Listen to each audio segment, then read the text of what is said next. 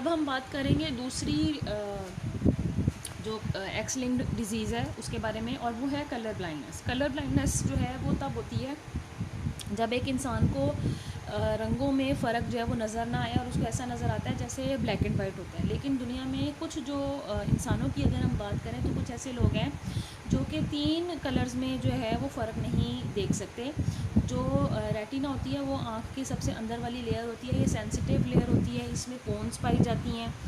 और ये जो कोन्स हैं ये रेड, ग्रीन और ब्लू कलर्स में, जो कि प्राइमरी कलर्स हैं, मुमताज़ करना, फ़र्क करना सिखाती हैं इंसान को, जिसकी वजह से आपको मुख्तलिफ़ रंगों का इम्तज़ाज, मुख्तलिफ़ रंगों के शेड्स जो हैं वो नॉर्मल नज़र आते हैं।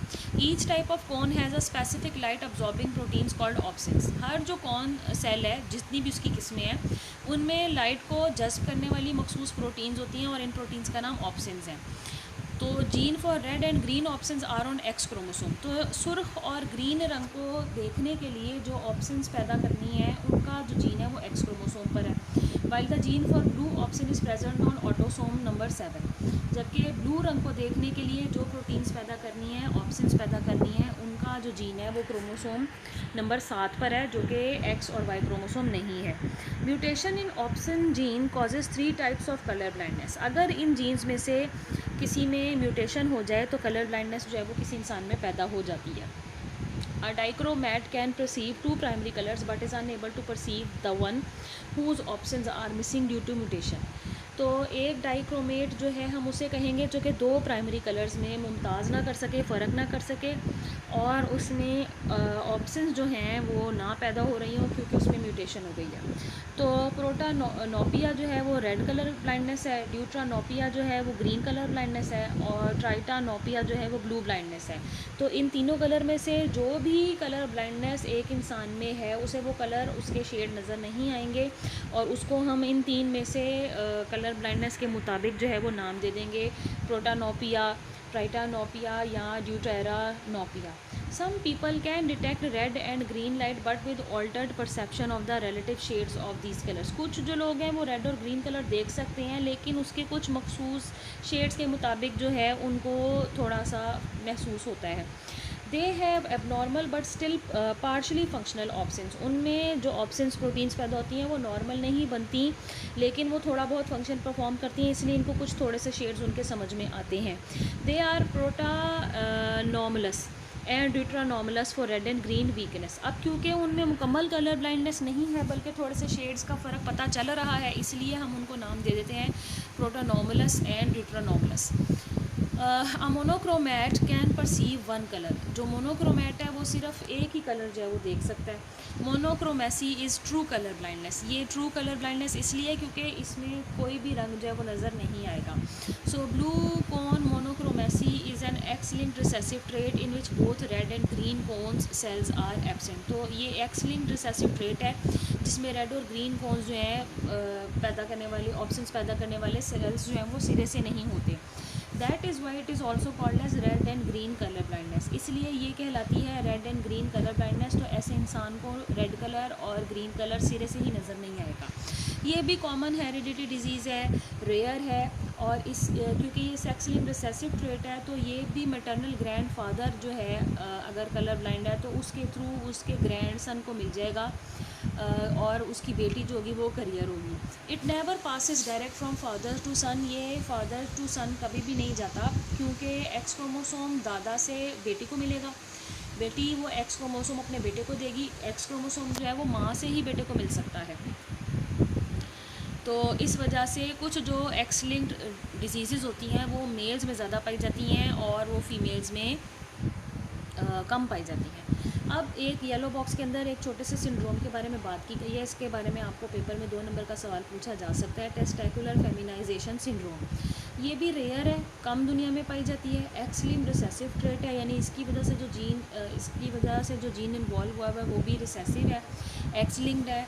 All though the persons affected by this trait have a male set of X Y chromosome, yet TFM gene on their X chromosome develops them physically into females.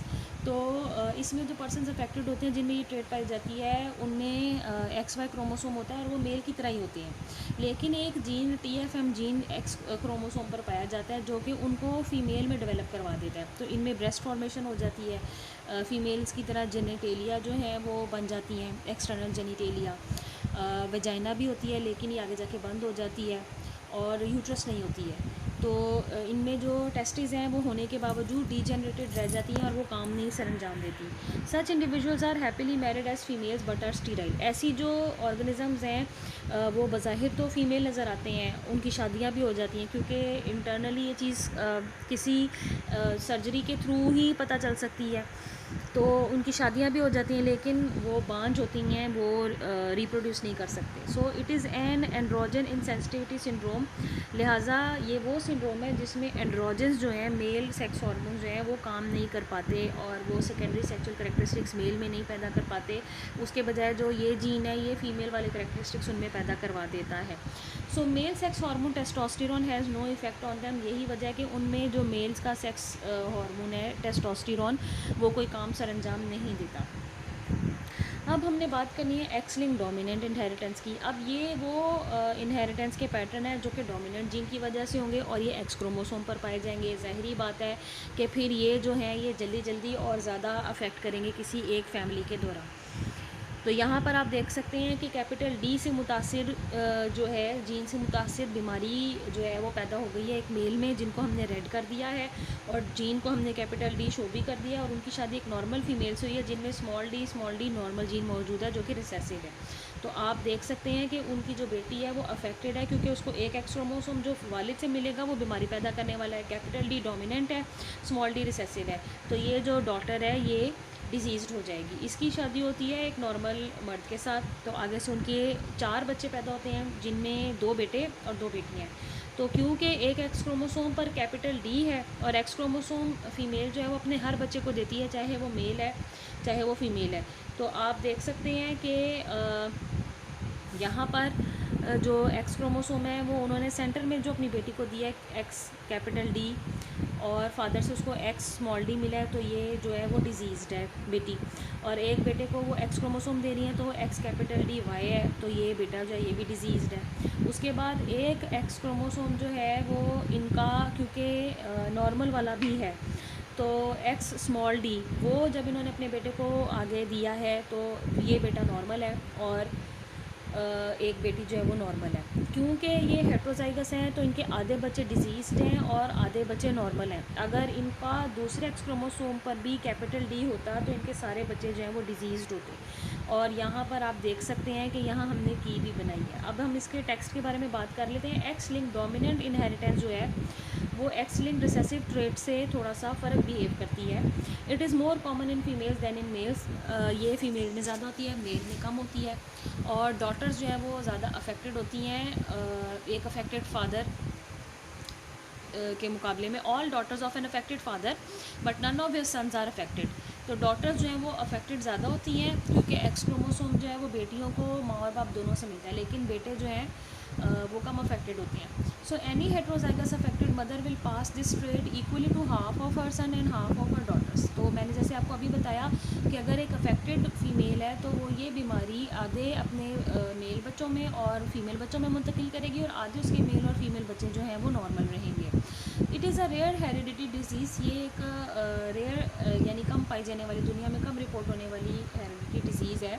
It is different from common dietary rickets. ये आम rickets की मुकाबले में जो है ये थोड़ी सी फ़र्क है। उसमें आप जब विटामिन D का इंटेक कम लेते हैं तो आपकी हड्डियाँ जो हैं वो कमान की शक्ल की हो जाती है और अंदर की तरफ मुड़ने लग जाती हैं, which could be cured by taking vitamin D। जो डाइटरी रिकेट्स है वो विटामिन D के खुराक में कम लेने से पैदा होती है। आपकी टांगें टेढ़ी होने लगती हैं, उसका इलाज है।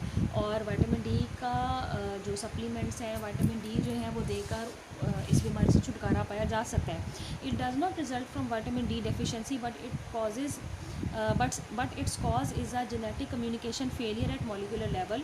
इसमें प्रॉब्लम ये है कि मॉलिक्यूलर लेवल पर डिसऑर्डर है विटामिन डी की डेफिशिएंसी हो रही है। The genes encoding bone proteins never receive vitamin D's message to function. Vitamin D जो है वो बोन्स को जाके डेवलप कराता है, जो कि इस सूरत में प्रोटीन्स के जो है the gene encoding bone protein जो हैं जो कि जिन जीन की वजह से कोड हो रही हैं उनको विटामिन डी का मैसेज ही नहीं जाता, जिसकी वजह से बोन जो है वो बेहतर तरीके से डेवलप ही नहीं हो पा रही होती।